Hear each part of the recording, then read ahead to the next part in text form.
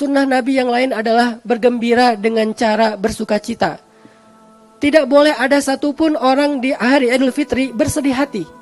Maka itulah kenapa Nabi SAW mengajarkan kepada kita agar memperhatikan orang-orang di sekitar kita. Dan Allah mensyariatkan kepada kita zakat fitrah. Kenapa ada zakat fitrah setelah zakat mal? Walaupun biasanya kita juga mengeluarkan zakat mal di bulan Ramadan setelah 1 tahun kita mendapatkan rezeki dari Allah. Kenapa ada zakat fitrah? Dan kenapa zakat fitrah ini berbentuk beras? Tidak seperti zakat mal yang boleh berbentuk uang. Walaupun juga zakat fitrah menurut jumhur ulama boleh dikeluarkan dalam bentuk uang. Tetapi untuk membeli beras. Kenapa? Karena Allah Subhanahu wa ta'ala ingin pada hari Idul Fitri tidak ada satupun di antara kaum muslimin yang tidak bisa makan. Pada hari Idul Fitri tidak ada satupun orang yang beriman yang kelaparan di rumah mereka, sedangkan tetangga mereka mendapatkan makanan yang layak. Sehingga ada mukmin yang sedih karena tidak bisa makan, itu tidaklah mencerminkan semangat dari Idul Fitri. Itulah kenapa ada syariat zakat fitrah. Tetapi zakat fitrah bukan hanya sekedar sebuah ritual, dia adalah sebuah pesan moral yang perlu kita terjemahkan dalam perilaku kita. Bahwa pada hari Idul Fitri kita belajar untuk lebih care, kita belajar untuk lebih rahmah, kita belajar untuk lebih peduli kepada sesama. Makanya ada sebuah kisah yang luar biasa di zaman Nabi. Ketika suatu hari di pagi hari raya Idul Fitri, Nabi keluar dari rumahnya dan bertemu dengan seorang anak kecil. Anak kecil ini duduk di pojok jalan. Dia tidak ikut bermain-main dengan kawannya yang lain. Dia duduk sendiri dengan wajah yang murung. Kemudian Nabi bertanya, "Ya gulam, wahai anakku, kenapa kamu di sini sendiri? Kenapa kamu tidak bermain dengan teman-temanmu? Kenapa kamu tidak bersama dengan keluargamu?" Maka anak ini mengatakan, "Saya anak yatim. Saya tidak punya makanan ataupun pakaian yang layak. Saya tidak bisa bermain dengan teman-teman saya. Mereka semuanya mendapatkan pakaian yang baru." Kemudian Nabi SAW mengusap kepala anak ini dan mengatakan, "Maukah engkau ikut bersamaku? Lalu menjadikan ibunda Aisyah sebagai ibumu, Fatimah sebagai kakakmu, dan aku sebagai ayahmu." Barulah anak kecil ini tahu kalau yang menghampirinya adalah Rasulullah SAW. Maka Nabi membawa pulang anak ini ke rumah beliau dan dijadikan bagian dari keluarga beliau untuk mendapatkan hak-hak kebahagiaan di hari raya Idul Fitri. Ini adalah sebuah makna dan terjemah dari zakat fitrah, di mana di hari Idul Fitri kita belajar rahmah, belajar kasih sayang. Dan tidak boleh ada satupun di antara keluarga muslim, keluarga mukmin yang pada hari Idul Fitri justru mereka melakukan hal-hal yang menistakan semangat Idul Fitri. Seperti apa? Mereka tidak bersuka cita. Justru di hari Idul Fitri mereka berduka cita. Di hari Idul Fitri mereka bersedih. Di hari Idul Fitri mereka bertengkar. Di hari Idul Fitri mereka ribut suami dan istri. Inilah pelanggaran terhadap syiar dan semangat dari Idul Fitri.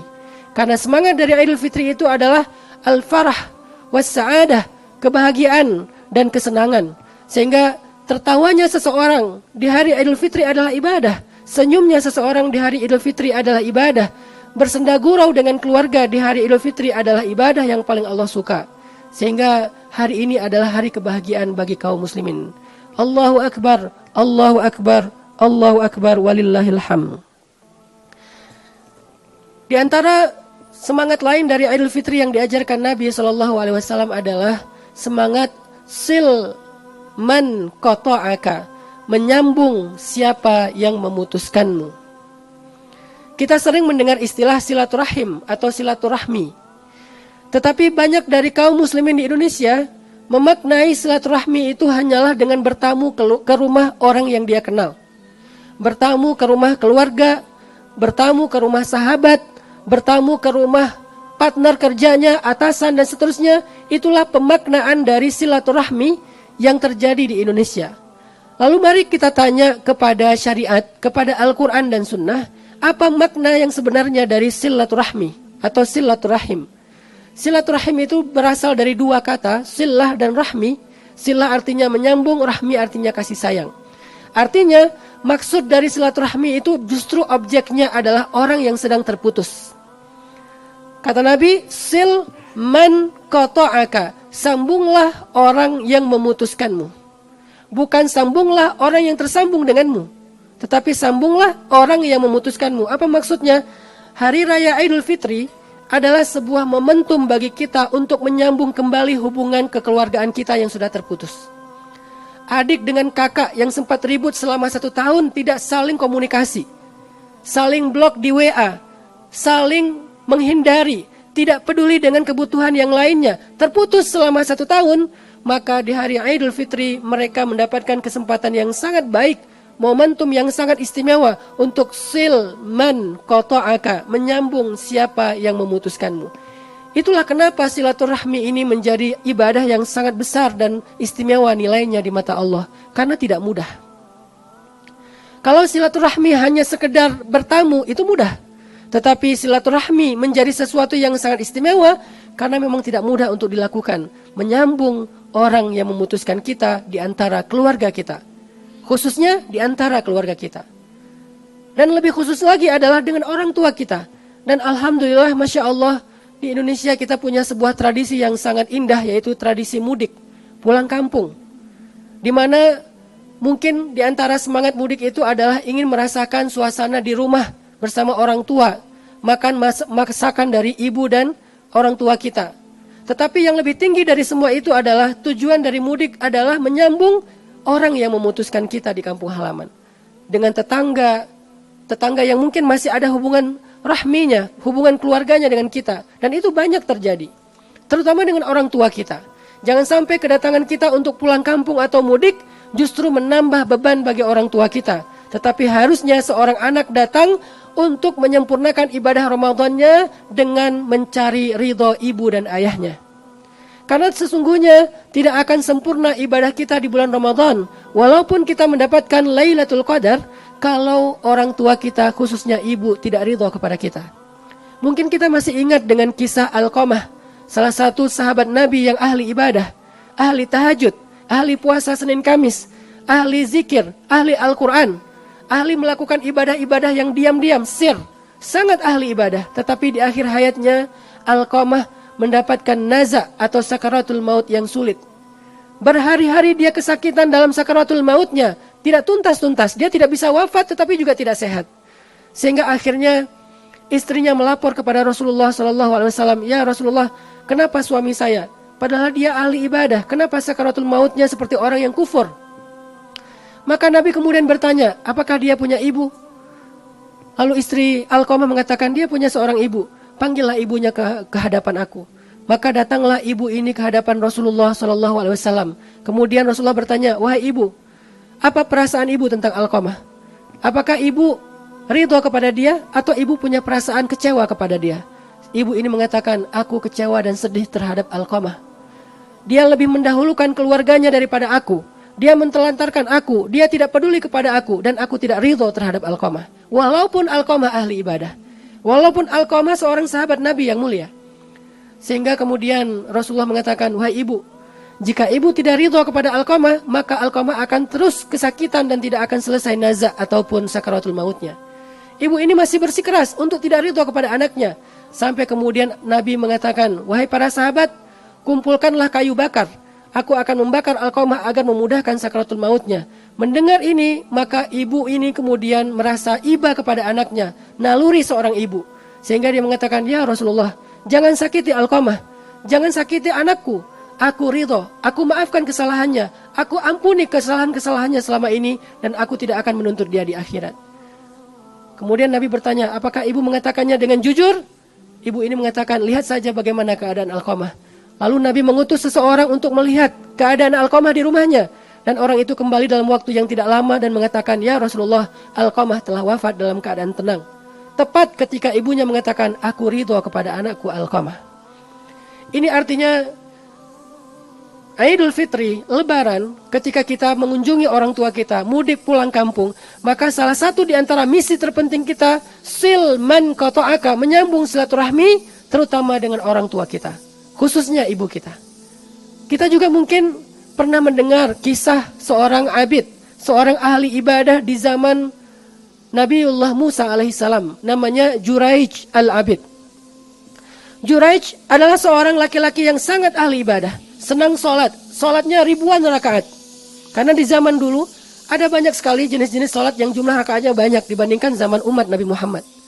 Dia sholatnya ribuan rakaat. Dia punya sebuah musola di sebelah rumahnya, musola yang tidak terlalu besar. Disitulah dia menghabiskan siang dan malamnya untuk beribadah kepada Allah. Suatu hari ibunya datang mengetuk pintu musolanya. Juraij, ini ibu. Juraij, ini ibu. Kemudian Juraij yang lagi dalam keadaan sholat bergumam di dalam hatinya membatin, Ummi wa solati, ummi wa solati, ibuku atau sholatku, ibuku atau sholatku. Kemudian dia memilih sholatnya untuk tidak membuka pintu bagi ibunya. Sampai ibunya kemudian pulang lagi ke rumahnya. Hari berikutnya ibunya datang lagi mengetuk pintu, ummi wa solati, ummi wa solati. Dia memilih sholatnya. Ibunya pulang lagi, berkali-kali seperti itu. Kemudian ibunya berdoa, ya Allah, jangan terima ibadah Juraij sampai Engkau utus kepadanya seorang perempuan pelacur. Ibunya butuh Juraij. Mungkin ibunya sedang dalam keadaan sakit, mungkin ibunya sedang butuh pertolongan, tetapi Juraij lebih mementingkan sholatnya daripada ibunya. Sehingga ibunya marah kemudian mengeluarkan kalimat doa, janganlah engkau terima ibadah Juraij sampai engkau utus kepadanya seorang perempuan yang hina atau pelacur. Tidak lama kemudian ada seorang pelacur, seorang perempuan yang hina melakukan zina dengan seorang penggembala. Kemudian dia hamil. Kemudian setelah dia hamil, dia meminta pertanggungjawaban dari penggembala tersebut, tetapi penggembala itu kemudian melarikan diri. Maka perempuan ini kemudian melapor kepada kepala sukunya, sesungguhnya saya telah dihamili oleh Juraij. Saya telah disakiti oleh Juraij, saya telah dinodai oleh Juraij. Maka orang berbondong-bondong, warga di desa itu datang ke musola Juraij untuk menghancurkan tempat ibadahnya Juraij. Mereka merobohkan musolanya Juraij dan meminta pertanggungjawaban dari Juraij. Sehingga setelah perempuan ini melahirkan anak, kemudian mereka membawa perempuan dan anak ini kepada Juraij, meminta pertanggungjawaban Juraij. Lalu kemudian Juraij berdoa kepada Allah, ya Allah selamatkanlah saya. Kemudian Juraij datang kepada ibunya, ibu maafkanlah kesalahanku. Ini adalah kedurhakaanku terhadap ibu, sehingga Allah memberikan saya ujian dengan datangnya seorang perempuan pezina dan pembohong yang menuduh saya telah menodai dia. Dan saya harus bertanggung jawab terhadap anaknya yang bukan anak saya. Setelah dia mendapatkan ridho ibunya, tiba-tiba bayi itu bisa bicara. Ini adalah satu dari 3 bayi dalam sejarah Islam yang bisa berbicara, seperti bayinya Isa alaihissalam. Bayi ini kemudian berbicara mengatakan, ayahku bukanlah Juraij. Juraij adalah seorang al-abid, ahli ibadah, orang yang solih. Ayahku adalah seorang penggembala yang telah melarikan diri dan tidak bertanggung jawab. Barulah kemudian masyarakat di situ tahu bahwa Juraij tidak bersalah. Kemudian mereka meminta maaf kepada Juraij dan mengatakan, wahai Juraij, jika engkau mau, maka kami akan mengembalikan musolamu, membangunnya lebih bagus dengan bahan-bahan terpilih dari batu-batu yang terpilih. Kemudian bahkan kami jadikan di antara bangunan ini ada emasnya. Juraij mengatakan, aku tidak membutuhkan bangunan yang megah. Bangunlah kembali musolaku seperti sedia kala. Maka kemudian musola itu dibangun seperti sedia kala dengan bahan-bahan yang sederhana dan Juraij melanjutkan ibadahnya. Ini adalah salah satu kisah dari kisah-kisah yang mulia yang diriwayatkan oleh Rasulullah SAW tentang betapa pentingnya ridho ayah dan ibu bagi seseorang. Betapa pentingnya ridho ayah dan ibu walaupun bagi seorang ahli ibadah. Tidak akan Allah terima ibadah seseorang yang dia kehilangan ridho dari ayah dan ibunya. Bahkan Nabi SAW pernah bersabda, ketika malaikat membawa naik ke langit amal-amal anak cucu Adam, maka kemudian di antara amal-amal itu Allah berfirman, amhilu hadain hatta yastaliha. Tahan amal 2 orang ini sampai mereka berdamai. Artinya apa? Siapa yang tidak bisa menyambung silaturahmi, siapa yang memutuskan silaturahmi, siapa yang tidak mau saling berkomunikasi di antara muslim lebih dari 3 hari, maka amalnya tergantung antara langit dan bumi, walaupun dia ahli ibadah pada malam Lailatul Qadar. Inilah pentingnya Idul Fitri. Walaupun kita tahu Ramadan adalah bulan yang paling mulia, Ramadan di dalamnya ada 1 malam yang lebih baik daripada 1000 bulan, tetapi semua kebaikan Ramadan itu tidak akan sempurna jika pada hari Idul Fitri kita tidak menjalankan syariat Idul Fitri. Salah satunya adalah sil man qata'aka, sambunglah siapa yang memutuskanmu. Semoga Allah Subhanahu wa taala melapangkan dada kita untuk mau bersilaturahmi, menyambung kembali hubungan yang terputus di antara keluarga kita. Karena ini membutuhkan kelapangan dada. Suatu hari Abu Bakar pernah marah kepada salah satu di antara keluarganya. Dan wajar Abu Bakar marah, karena keluarganya itu, laki-laki tersebut memfitnah putrinya Abu Bakar. Haditsul ifki, berita bohong, hoax, di mana Aisyah radhiyallahu anha dituduh berzina dengan seorang sahabat. Maka salah satu di antara yang menyebarkan fitnah itu adalah salah satu orang yang selama ini sering dibantu oleh Abu Bakar. Laki-laki di antara keluarga Abu Bakar yang sering mendapatkan bantuan dari Abu Bakar. Dia ikut menyebarkan fitnah tentang Aisyah. Maka kemudian Abu Bakar bersumpah, demi Allah, saya tidak akan lagi membantu dia dan saya tidak akan lagi peduli kepada dia. Setelah Abu Bakar bersumpah, Allah Subhanahu wa taala kemudian menegur Abu Bakar di dalam surat An-Nur ayat 22. Janganlah orang yang memiliki kelebihan harta di antara kalian bersumpah untuk tidak lagi membantu saudaranya, keluarganya, atau orang-orang yang sedang fi sabilillah. Wal ya'fu wal yasfahu, kata Allah. Hendaklah dia memaafkan dan berlapang dada. Ala tuhibbuna ayyaghfirallahu lakum? Tidakkah kalian suka jika Allah mengampuni dan memaafkan kesalahan kalian? Setelah ayat ini turun, Rasulullah memanggil Abu Bakar, ya Abu Bakar, apa yang engkau lakukan sampai Allah menurunkan ayat ini? Kemudian Rasulullah membacakan ayat ini kepada Abu Bakar. Abu Bakar menangis. Langsung setelah mendengar ayat ini dibacakan oleh Rasulullah, Abu Bakar pulang ke rumahnya, mengambil berbagai macam kebaikan, gandum, kemudian korma, semua yang baik-baik, roti diambil dari rumahnya, dia pergi ke rumah orang yang tadi dia sumpahi. Kemudian dia mengatakan, mulai hari ini, jika engkau membutuhkan sesuatu, bilang kepada saya. Jika engkau membutuhkan sesuatu, datanglah kepada saya. Inilah kelapangan dada Bapak Ibu jamaah salat Id yang dirahmati Allah. Enggak mudah, tetapi ini harus kita coba untuk menyempurnakan ibadah-ibadah dan kebaikan kita di bulan Ramadan. Allahumma inna nas'aluka ridhaka wal jannah wa na'udzubika min sakhatika wan nar. Ya hayyu ya qayyum birahmatika nastaghis aslih lana sya'nana kullah wa la takilna ila anfusina tarfata 'ain. Rabbana atina min ladunka rahmah wa hayyi' lana min amrina rasyada waj'al lana min kulli dhiqin makhraja wa min kulli hammin faraja wa min kulli usrin yusra. Ya Allah, ampunkanlah dosa-dosa kami. Terimalah ibadah Ramadan kami, puasa kami, tarawih kami, tadarus dan tilawah kami, iktikaf dan qiyam kami. Ya Allah, sempurnakanlah apa yang masih kurang dari ibadah kami. Maafkanlah apa yang masih salah dari amal ibadah kami. Rabbana la tu'akhidna in nasina aw akhtana. Rabbana la tahmil alaina isran kama hamaltahu 'alal ladzina min qablina. Rabbana wa la tuhammilna ma la taqata lana bih. Wa'fu 'anna waghfir lana warhamna anta maulana fansurna 'alal qaumil kafirin. Ya Allah, jadikanlah Yaumul Aid, hari Idul Fitri ini sebagai hari kebahagiaan bagi kami, bagi keluarga kami, bagi tetangga kami, bagi masyarakat kami, bagi bangsa kami, bagi kaum muslimin di seluruh dunia. Ya Allah, berikanlah kami kemampuan untuk bisa membahagiakan keluarga kami, membahagiakan saudara-saudara kami yang ada di sekitar kami. Jangan biarkan kami menjadi orang yang egois, yang bahagia sendiri dan tidak peduli dengan orang-orang yang ada di sekitarnya. Ya Allah, jadikanlah kami, hati kami penuh dengan kasih sayang, sebagaimana Engkau tanamkan kasih sayang itu di dalam hati Rasulullah SAW. Ya Allah, sambungkanlah apa yang terputus di antara silaturahmi kami. Sambungkanlah orang-orang yang memutuskan kami, ya Allah, di antara keluarga kami, orang tua kami, saudara kami, adik kakak kami, sepupu kami, keluarga besar kami, ya Allah. Rabbana, terimalah ibadah kami hari ini. Ya Rabbana, segala puji bagimu atas nikmat Idul Fitri, dan jadikanlah kami orang-orang yang beriman, dan pertemukanlah kami dengan Ramadan tahun yang akan datang. Rabbana atina fid dunya hasanah wa fil akhirati hasanah wa qina adzabannar. Aqulu qawli hadza wa astaghfirullah li wa lakum innahu huwal ghafurur rahim. Assalamualaikum warahmatullahi wabarakatuh.